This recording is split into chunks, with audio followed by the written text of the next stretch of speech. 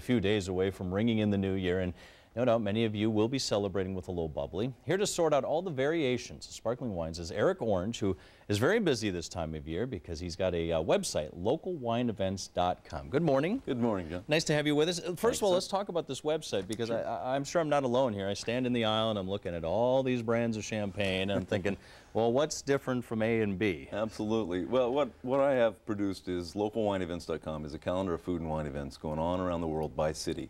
Any major city, Philadelphia, London, New York, it'll tell you what's going on, food, wine, spirits, and beer-related events. And it'll give you an opportunity to get out in a way that's not intimidating. You can go to the tastings, you can learn a little bit, so that when you do go to the store, you're sitting at the restaurant with the wine list, you'll have a little bit more of a we can be an expert too in there. So. All right. Well, you're helping us out, and we've got brands this morning that are all different ranges. And so, first of all, we're going to start with one that I guess we'd call a high-end. A very high-end. A $75 bottle. Tell us about this one. Dom Ruinart, Blanc de Blanc. Dom Ruinart is what I consider to be one of the sort of the unsung heroes of the champagne world. They've been producing since the early 1700s, and they produce a champagne that I think is truly one of the best champagnes out there.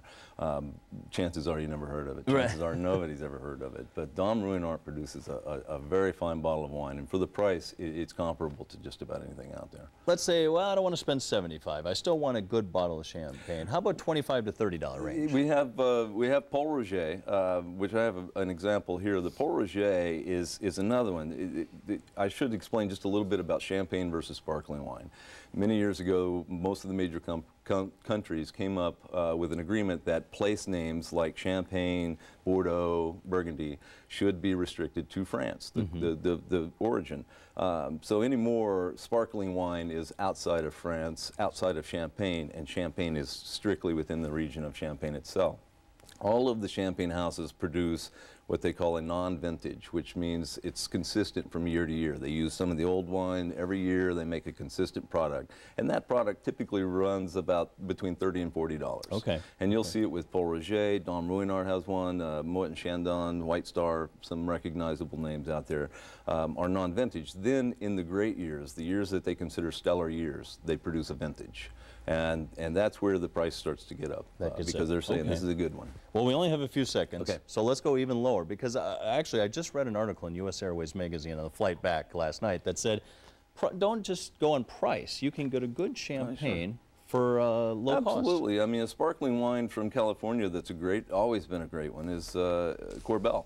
It's been out there for 120 years, making sparkling wine out of California. In fact, I think they're one of the ones who are grandfathered into the use of champagne.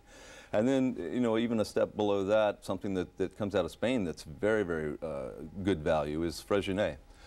It's kind of an odd way to, you know, it's an odd name. People have trouble with pronouncing it, but it's called Cava. It comes out of Spain. It's a really good quality for $6 to $8. You can't beat it. I mean, it's a great bubbly. Well, thank you for helping us out. And again, the website is localwineevents.com. And we're going to have a link at myfoxphilly.com so you can get more information. Great. Eric, thank you very much. I appreciate it, and Happy New Year. Thank you. All right, let's check in with Sue and see what that forecast is going to be like for the celebrations. I think we've got the forecast for